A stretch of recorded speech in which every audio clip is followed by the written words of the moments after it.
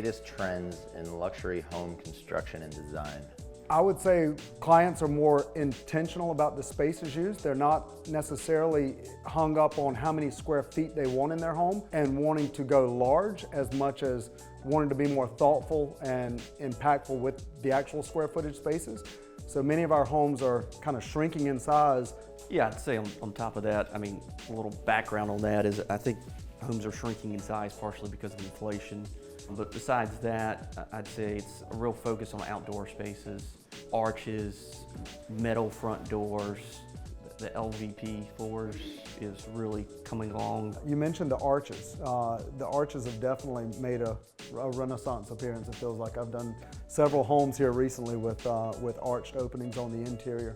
Are theater rooms still like a thing? Is that something? I'm doing one right now, but it's the first I've done probably in the last 2 years. What about like outdoor spaces? I know we were actually in one of your houses the other day, David, talking to Heather about the AstroTurf that we saw. Is that more of a thing now, the AstroTurf? Is that smaller spaces, or are people doing like their whole yard? It's so incredibly expensive. People would, I've had several buyers that would love to do the whole yard, but again, you see the price point of it and you have to back down. I'm curious, because everybody always says it's expensive, but I've actually never heard like what AstroTurf costs. Like what? So I'm literally putting one in this week. It's on a very small yard that's very challenging. It's flat in the area that we're putting it in, but I would say it's 700 to 1,000 feet, and it's 30,000.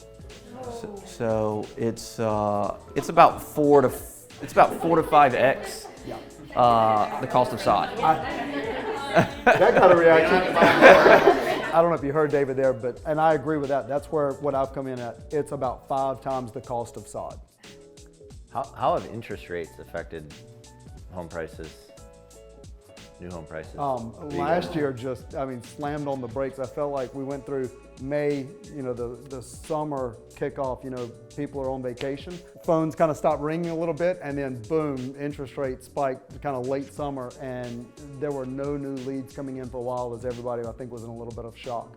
But I feel like now people have just kind of reevaluated and adjusted to this is kind of where we are right now. So I feel like now the new leads coming in have the expectation that we now know what they are, so now let's build to what this interest rate is, as opposed to there for a while they had in their mind, hey, I can build this at 3%, but all of a sudden that 6% made it look very differently. So I know for us, the interest rates have been a lot less affected on the higher end, hence we're targeting the higher end. A lot of our buyers are cash.